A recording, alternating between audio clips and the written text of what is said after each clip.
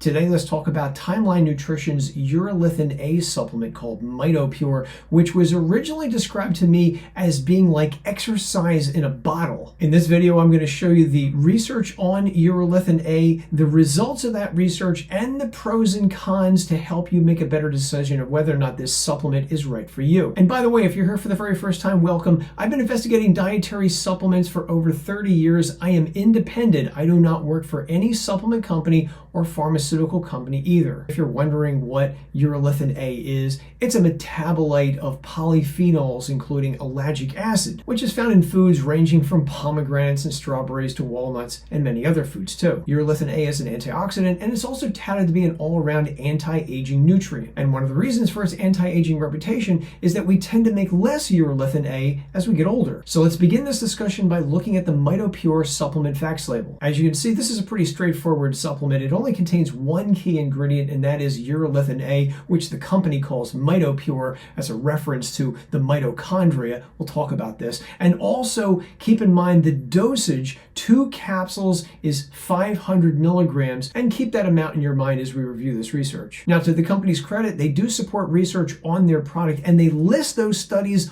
on their website. So let's take a look at some of those studies now. Let's begin with this paper, which claims to be the very first randomized double-blind placebo-controlled human trial of MitoPure Urolithin A. 35 older but inactive men and women took either 250, 500, or 1,000 milligrams of Urolithin A or placebo, and the study lasted for 1 month. And before we go any further, they had 36 people and 4 groups. That means there was only 9 people per group.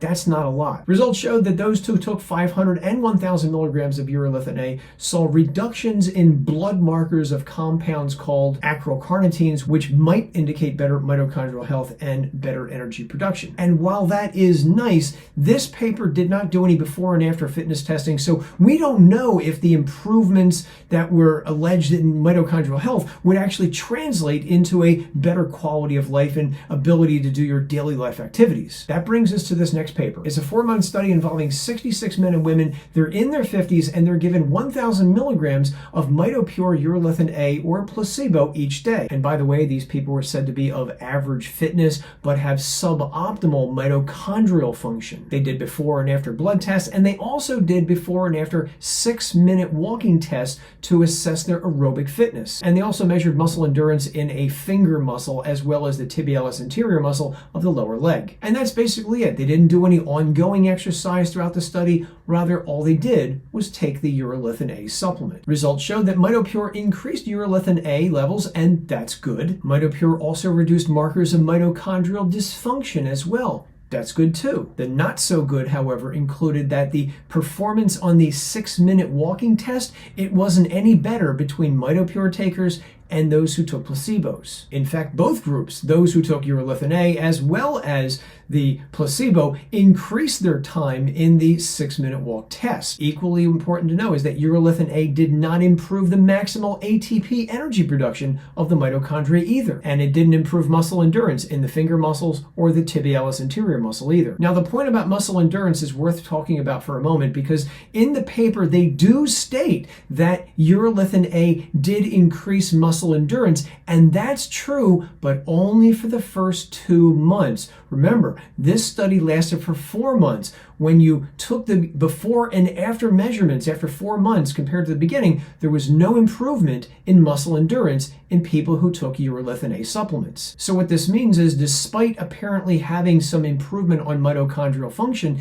this did not seem to translate into any real-world benefits. And remember, these were people who are said to have had suboptimal mitochondrial function. These are the very same people who might be interested in the MitoPure supplement. And that brings us to this paper with a very boastful title that tells us that MitoPure improves not only mitochondrial health, but also improves muscle strength by about 12% and exercise performance too. 88 generally healthy but overweight men and women in their 50s are given either a placebo or 500 or 1,000 milligrams of Urolithin A for 4 months. So what happened here? So they report that hamstring peak torque strength improved by about 12% in those who took the 500 milligram dose of urolithin A, and it also increased by about 9% in those who took 1,000 milligrams. Oh, and one more thing, the placebo takers, they actually lost strength during the trial. And I bring that up because is it possible that the reduction in strength seen in the placebo takers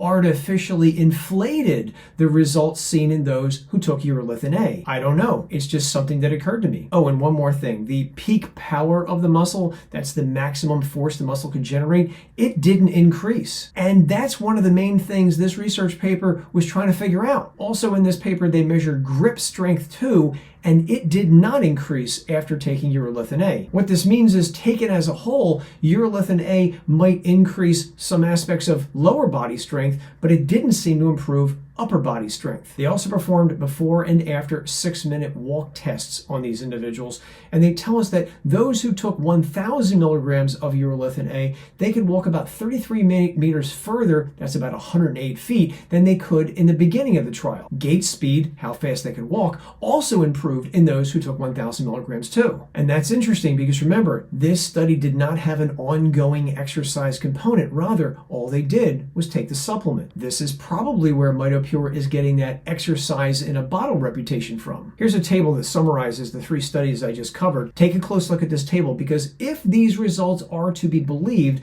it means that for most things, 1,000 milligrams of MitoPure works better than 500 milligrams. And that's an important consideration because this supplement is pricey, and the price you're looking at right now is based on the lower dose of 500 milligrams. So in other words, double the price if you're looking to take 1,000 milligrams of this stuff. That said, none of these studies are perfect. For example, if you're an athlete, consider saving your money because none of these investigations involve highly fit individuals. And that brings us to my pros and cons of the MitoPure research. Pros: there's only one ingredient, so you don't have to worry about proprietary blends. That's a good thing. I really like that there's randomized double-blind placebo-controlled trials involving humans. I also like that the company stands behind their supplement by funding clinical research on MitoPure. And I'll give it to them. Some of that research appears to show some interesting results. However, this could also be a con as well, because that same research appears to show that if you're looking to get the best benefits from MitoPure, you have to take more than the recommended 500 milligrams a day. Now, like anything else, there's some downsides to this supplement. Here's how I score it. Number one, while I like that the company is supporting research on their supplement,